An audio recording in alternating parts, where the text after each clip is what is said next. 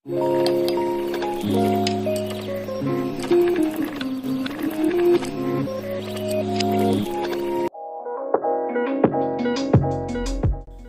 you know about nanomedicine? So, nanomedicine is a nanotechnology involved research and technology development of the atomic, molecular, or macromolecular level in the length scale of approximately 1 to 100 nanometer range. From European Science Foundation (ESF), it gave the definition of nanomedicine as the science and technology of diagnosing, treating, and preventing disease and traumatic injury of relieving pain and improving human health using molecular tools and molecular knowledge of the human body. First discovery of nanomedicine is from Richard Feynman.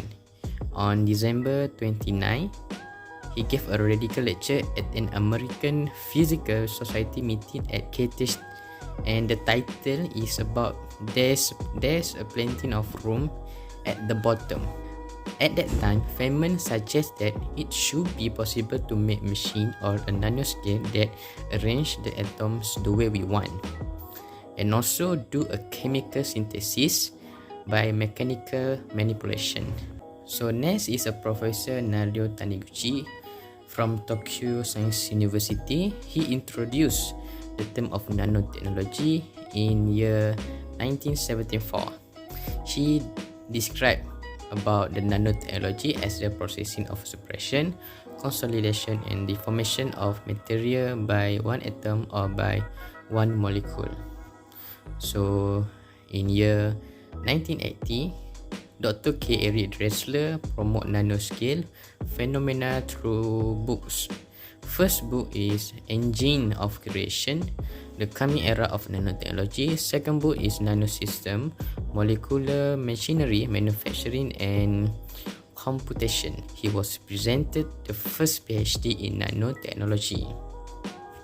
And lastly, Hollywood provide the public with a glimpse of the future of nanoscience with their film. The film name is Fantastic Voyage in 1966, which depict a surgical team that was miniaturized and injected into a man to operate on a blood clot in his brain.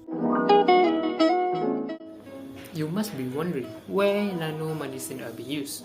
For the most part, it's being used in three ways, which are for diagnostic, imaging, and drugs delivery. First of all, diagnostic. It can be used to detect cancer cells by using gold nanoparticle and nanodots. Nanomedicine can also be used to detect specific genes in our DNA by using nucleic acid that are attached to nanowires. Next, for imaging, gold nanoparticle can also be used to track blood flows and shows image of cancerous region. And finally, drugs delivery. There are three methods which are smart drugs that are used to attack specific antigens, nanocomposite hydrogen that release drugs from capsule at a certain temperature, and lastly, magnetic nanoparticle that use magnetic field to direct drugs to specific regions. There are some benefits of nanomedicines. First, it will mean less intrusive and less harsh treatment of patients. With nanomedicines, scientists have been able to feed cancer-searching proteins and tumor-destroying drugs into nanomaterials. This allows for a higher percentage of patients to survive the treatment. The second one is, this nanotechnology can do specific tasks such as locating and destroying cells or possibly replacing fragments of DNA. It means that people with diseases like cancer and diabetes could be cured. Despite its varied applications and several benefits, nanomedicine cannot be termed as flawless. Unforeseen interactions of these particles can occur inside the body, which can lead to unpredictable reactions. Also, inside the body, they may behave according to their own will, like entering into capillaries, translocating from site of injection to other body parts, crossing cell membranes, and undesirably entering the blood-brain barrier. Other than the evident risk to the patient, nanoparticles may perhaps be toxic to the environment too, and may require prior processing before dispersal. The non-biodegradable ones are likely to cause land, water and air pollution. It is tough to predict their effects on the surroundings.